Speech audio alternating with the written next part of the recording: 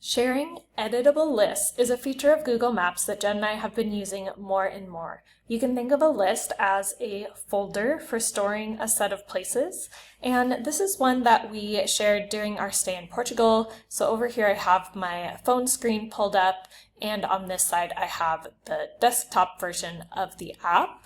You can see I'm logged in under a certain profile here, and actually on the phone is my personal profile, but I've shared the same Portugal list with both accounts. So for this example, Google Maps offers some lists by default, which we've covered in other Google Maps travel hacks lessons, such as favorites, and let's see the list here. Favorites, want to go, starred places, there's also travel plans, but we're going to be using these kind of customized lists that you can add places to and share with others if you would like to. So you can access your lists in the Saved tab. So on the desktop, I do have it showing up right here, but if you don't already have the menu open that and look for this bookmark icon for the saved lists, and then you can select whichever one you want.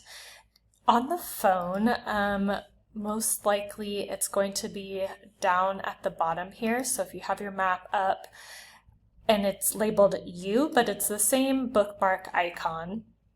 And so those are the different lists that you have, and this is, if you pull one up, it has all of them, all of your places saved, and then you can also view it on your map. So to create a list, you would do the same thing in your menu, opening the saved section, and go to this plus new list. Now I actually like to do this in the phone because for some reason they add an extra feature in the phone, which is choose icon. And this lets you insert an emoji that will show up for every place on your list. So let's just do little camera guy, name this list something. Description is really just for yourself. And by default, all lists, all of these are private.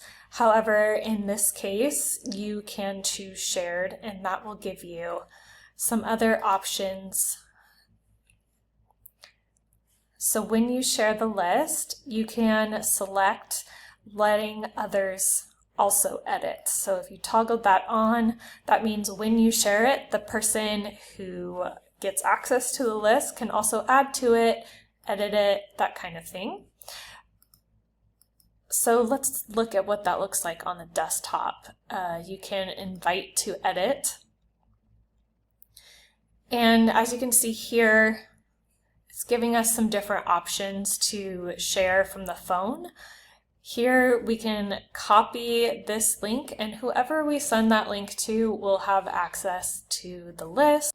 And actually I can copy the link via the phone as well, go to a different app such as my messaging app and, for example, send it to Jed or another travel buddy so that we can collaborate on this particular travel list.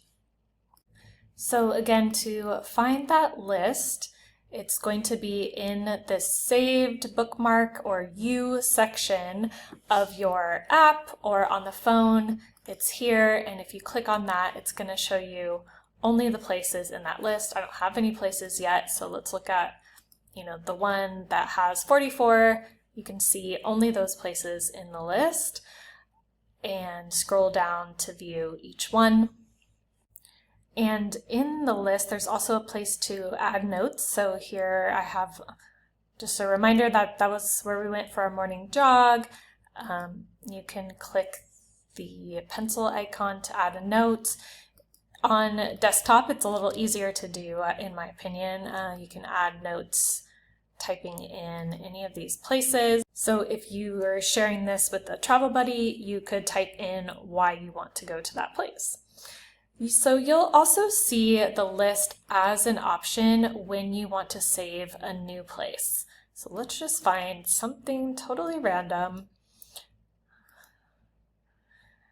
And you can see that bookmark again. So this is a profile for this location. Everything on the map that you click on will have a profile, or you can search with the search bar. If there's somewhere that you already know that you want to save and you know the name of it or the address, you could type that in and pull up the profile. Clicking save, so now you can select which list that you want to save to. And if you want to do it custom, go ahead and do that. You can save a place to multiple lists. And just remember, if you have shared a list, a custom list, then another person is going to be able to see that, but they won't see the ones from your default favorites, want to go, travel plans, and starred places, because those are set to private.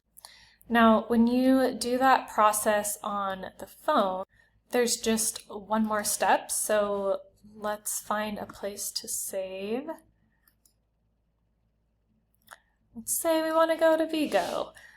So I've already, by default, it's selecting starred places. Actually, I just want it on our shared map, I should say. Anything I want to remember about this?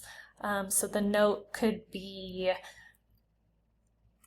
like, let's go there on Monday. So on the phone, the next step is just to click done, and it does show up with my special emoji for the Portugal list. If for some reason it doesn't show up, you can go back to your saved lists and pull up that whole list of points again so you can see them. One last thing, if you are looking for those notes once you actually have the place's profile up, it's a little hard to find, but it is there amidst all the other things, the reviews and stuff. Over on desktop under saved, it's here. If you click down, your notes will show here. And again, if you have shared the list with somebody else, they'll be able to see your notes. As you can see, both of these lists are private, so nobody else will be seeing my notes.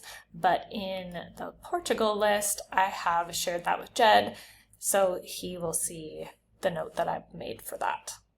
All right, I hope this has been helpful. Let me know if you have any questions about sharing lists and editing them, collaborating on lists with other travel buddies.